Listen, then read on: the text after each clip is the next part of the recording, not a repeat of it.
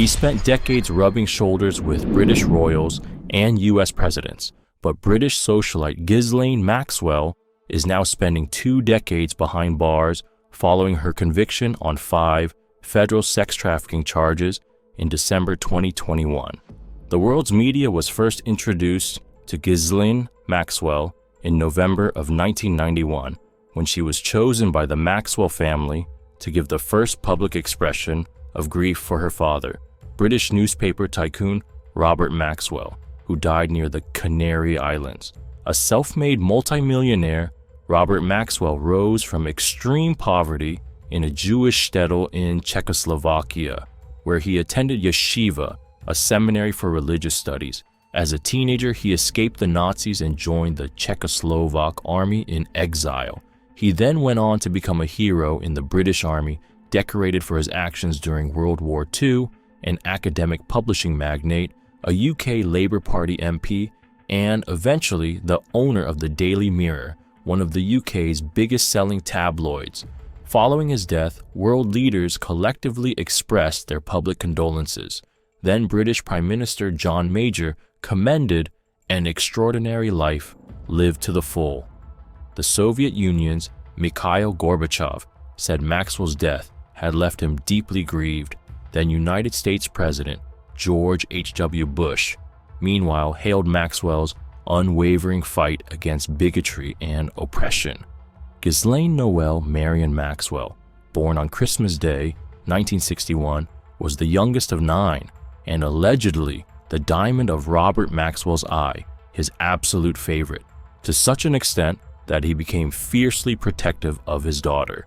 Maxwell was born 2 days before a car accident that left her 15-year-old brother Michael in a prolonged coma until his death in 1967. Her mother later reflected that the accident had an effect on the entire family and surmised that Ghislaine had shown signs of anorexia while still a toddler. Throughout childhood, Maxwell lived with her family in Oxford at Headington Hill Hall. She grew up in Headington Hill Hall in Oxford, a lofty 53-room Italianate mansion visited by Oscar Wilde and the Bloomsbury Group under previous ownership. Under Maxwell, it became the office for Pergamon Press, his publishing house. Maxwell even commissioned a stained glass window by an Israeli sculptor, Nehemiah Azaz, to adorn the imperial staircase. Growing up in such a place, circulating in such eminent society circles, Ghislaine was routinely lauded as one of the best connected socialites. She was utterly capable of turning on the charm as situations emerged. Ghislaine was well educated, fluent in a handful of languages, glamorous and rich. She was even a qualified helicopter pilot. Her mother said that all her children were brought up as Anglicans. Maxwell studied first at Oxford High School for girls in North Oxford, and then, aged 9, was enrolled at Edgarly Hall Preparatory School in Somerset, followed by Headington School at age 13. She attended Marlborough College to study for A-levels, before going on to earn a degree in modern history with languages from Balliol College, Oxford, in 1985. Robert Maxwell was the central figure in his daughter's life, a powerful, domineering man whom she feared and adored, and on whom it seemed her very life depended. Jeffrey Epstein was to become, in many ways, his replacement, a man for whom, it appears, she would do anything, no matter where that might lead. If for the first 30 years until his death, her heart belonged to Daddy, for almost the next 30, it seems it would belong to Epstein. Robert Maxwell, the arriviste, wanted his daughter to advance in the social circles in which he craved to be accepted himself. He dreamed that he might one day forge an alliance with the Kennedys by marrying off Ghislaine to John F. Kennedy. The two would become friends, remaining so until Kennedy's death in 1999 in a plane crash. How the daughter of a man who was once one of Britain's wealthiest and most powerful public figures could have become embroiled in some of the most shocking sex crimes of modern times is a tangled story of wealth, privilege, and corruption. Ghislaine was devastated and would never accept either of the conflicting theories that his father's death was an accident or suicide. 2 days after his body was found, she stood on the deck of the Lady Ghislaine and told the assembled crowd of reporters and photographers, "I think he was murdered." Following her father's death, Maxwell reportedly moved to the United States. She was probably left with no money, despite many speculating she secured income from a secret trust. In the US, Maxwell lived a public life and socialized in exclusive circles that included people connected to politics. Maxwell was also photographed in 2000 with Donald Trump and his future wife, Melania Trump, alongside Epstein. Maxwell was also in the background of the infamous photograph of Prince Andrew, which shows him with his arms around the waist of a young woman named Virginia Roberts. Roberts alleges that she was trafficked by Epstein with the help of Maxwell and forced to have sex with his friends, including Prince Andrew, when she was a minor. The prince has emphatically denied having sex with Roberts and says he has no recollection of the photograph ever being taken. Ghislaine Maxwell also served as the director of the Oxford United Football Club. She has started a women's party. In the late 1980s, she founded the Kit Kat Club. The group was named after the early 18th century English club. Kit Kat Club was a salon held in a variety of locations, designed to bring together women from the arts, politics, and society. The author Anna Pasternak, who had also been at Balliol, attended several meetings, told about the meeting that it was bright, wealthy, and society women. Nowadays, it seems quite normal to be going to a meeting just for women, but 30 years ago, it seemed exciting. She also worked at a real estate office on Madison Avenue. Following her father's passing in 1991, she was in charge of the pension scandal. Ghislaine became her father's agent and collaborator when her father bought the New York Daily News. Later, they both took the Concorde to New York on business. Then Ghislaine became one of New York's most talked about socialites. In addition, she founded the environmentalist nonprofit organization, the Terramar Project. On September 26, 2012, it was aimed at ocean protection at the Blue Ocean Film Festival and conservation in Monterey, California. The company was wound down in 2019 after becoming implicated in the conviction of the sex trafficking scandal. Ghislaine Maxwell had 2 previous marriages. Previously, from 1992 to 2011, she was in a relationship with Ted Waite. Second, from 1991 to 1992, she was in a relationship with Jeffrey Epstein. For the first time, the pair met in New York in the early 1990s. However, she does not seem to be seeing anybody at the moment. In particular, between in or about 1994 and in or about 1997, Maxwell was in an intimate relationship with Epstein and also was paid by Epstein to manage his various properties. Epstein and Ghislaine's unusual relationship went through various phases. At first, they were supposedly romantically linked, but the two remain unquestionably close, as all the photography suggests Ghislaine never more than an arm's length away, simmering, lurking in the background.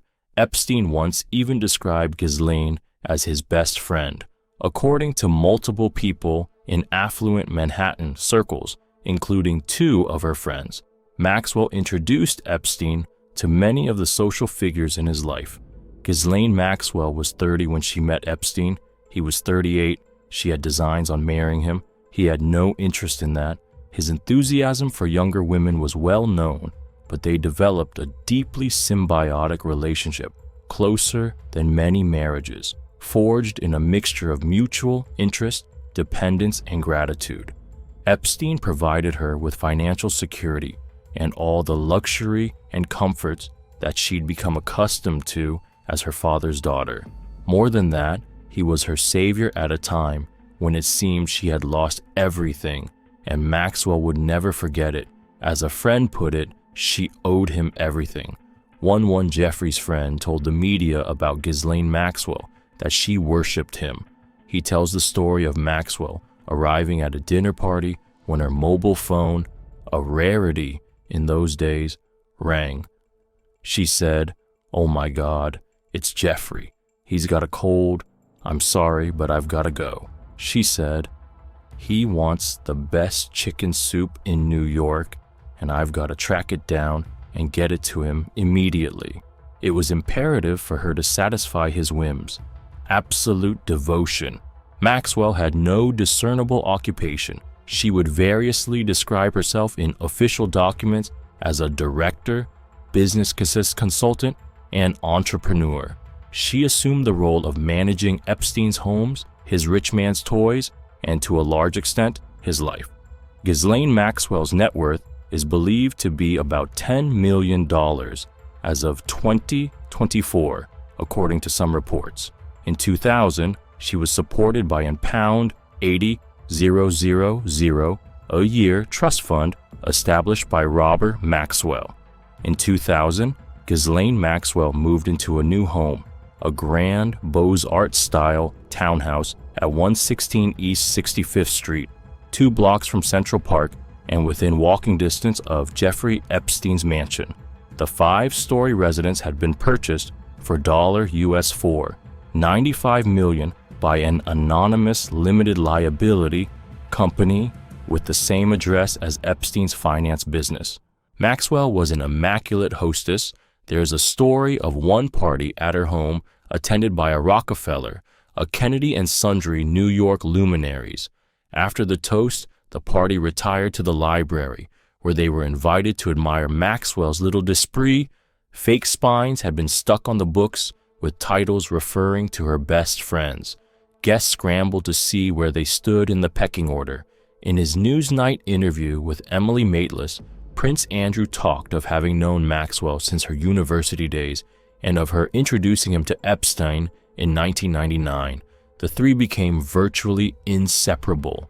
Jeffrey's only interest was in money and power. Flight logs show that in February 1999, Prince Andrew and Maxwell flew with Epstein on his private jet from St. Thomas, the airport closest to Little St. James, to Palm Beach, Florida. In July, Epstein and Maxwell visited Andrew at the Balmoral Royal Estate in Scotland. Andrew joined Epstein and Maxwell at Donald Trump's Mar-a-Lago Club in Palm Beach.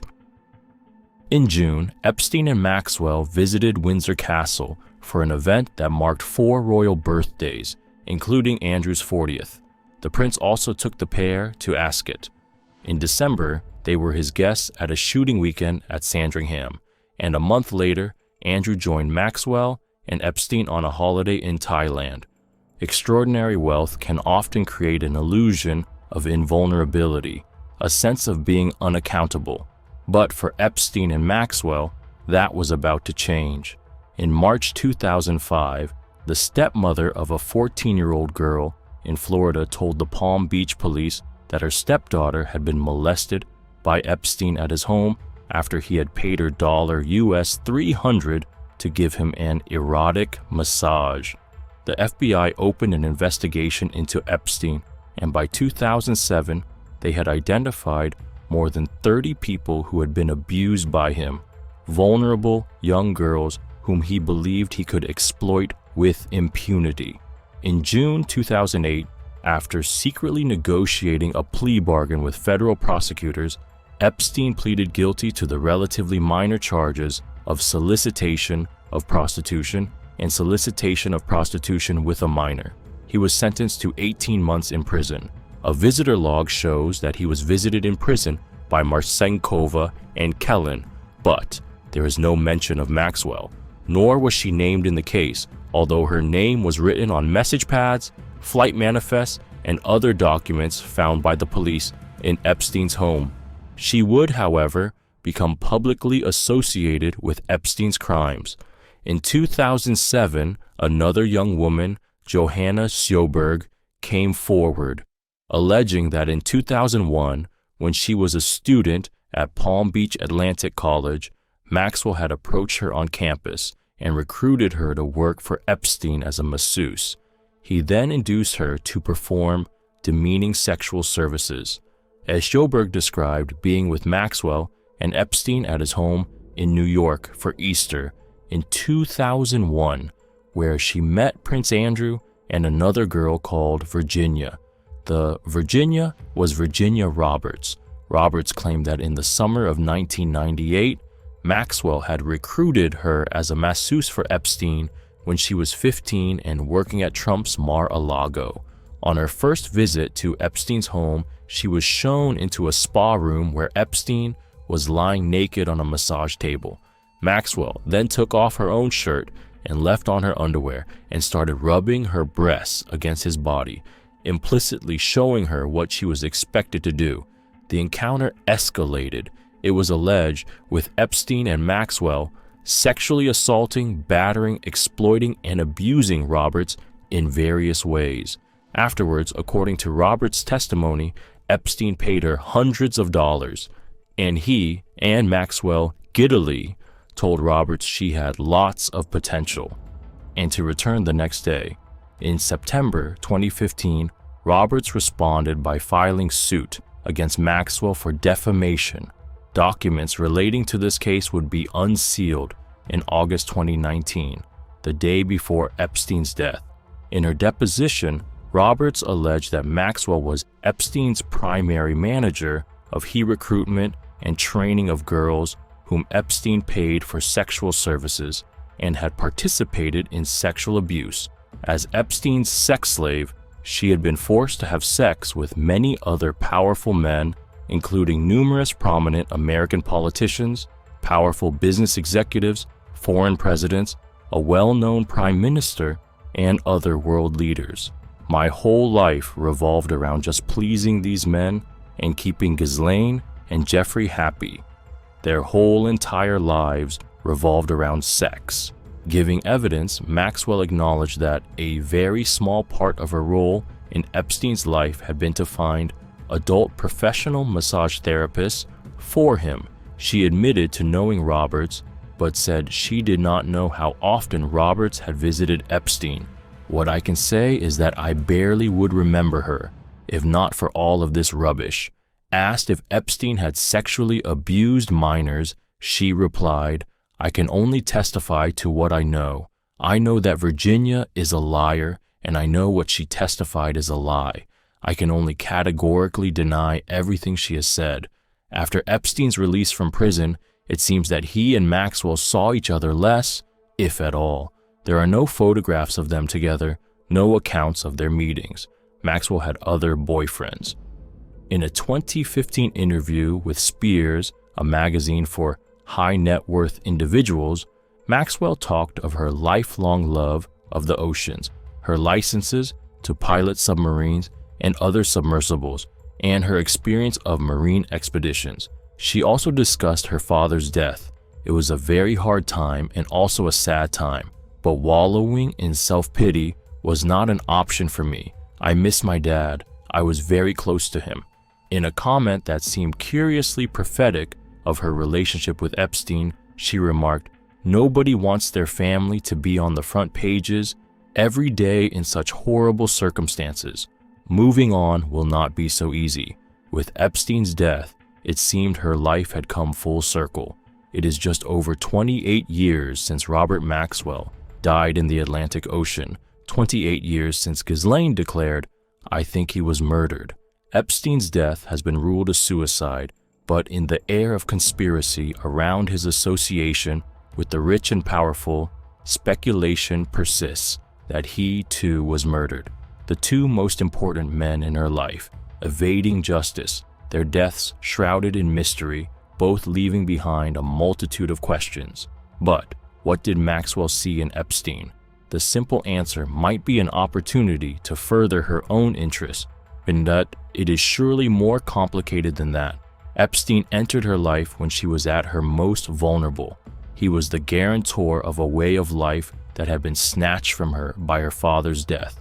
In a sense, he became the father she had lost. What do you think about her story? Tell us about your thoughts in the comments section.